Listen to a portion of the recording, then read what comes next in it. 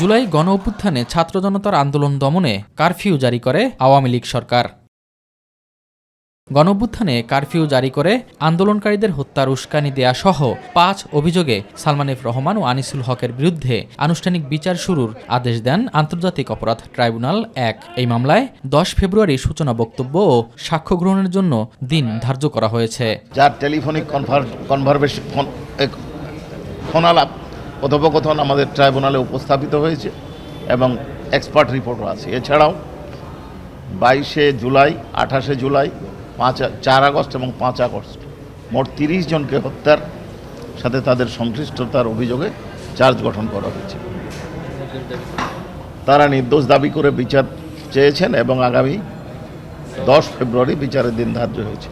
এদিন ট্রাইব্যুনালে নিজেদের নির্দোষ দাবি করেন সালমান এফ রহমান ও আনিসুল হক। আমরা ডিসচার্জ চেয়েছিলাম যে এলিগেশন করে আনা হয়েছে, ওনারা তো আসলে কোনো সুপিরিয়র কমান্ড পজিশনে ছিলেন না এবং টেলিফোন কনভারসেশন যেটা এখানে রেফার করা হয়েছে, ওনারা বলেছেন যে ওনারা কখনোই এই ধরনের কোনো কনভারসেশন করেন নাই।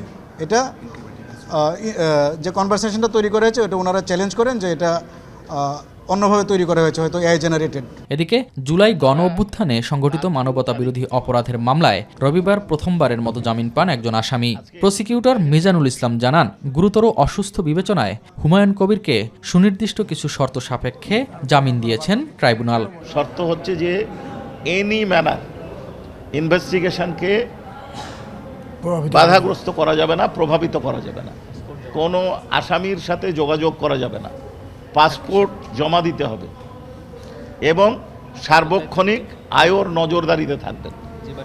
যে বাসায় থাকবেন সেই বাসার ঠিকানা ট্রাইব্যুনালে দাখিল করতে হবে। কোন হাসপাতালে চিকিৎসা নেবেন তার ঠিকানা দিতে হবে। এর ব্যত্যয় যদি ঘটে ট্রাইব্যুনালের অর্ডার লাগবে না, আয়ো সাহেব সাথে সাথে গ্রেপ্তার করে ট্রাইব্যুনালে হাজির করতে পারবে। এছাড়া ২০১৩ সালের ৫ মে শাপলা চত্বরে হত্যাকাণ্ডের ঘটনায় ৫ ফেব্রুয়ারির মধ্যে তদন্ত প্রতিবেদন জমা দেওয়ার নির্দেশ দিয়েছেন ট্রাইব্যুনাল ১। একই ট্রাইব্যুনালে চট্টগ্রামে ওয়াসিম সহ ১১ জন হত্যা মামলার তদন্ত প্রতিবেদন ১৫ মার্চের মধ্যে জমা দেওয়ার নির্দেশ দেওয়া হয়। এস এম আরিফ, মাই টিভি, ঢাকা।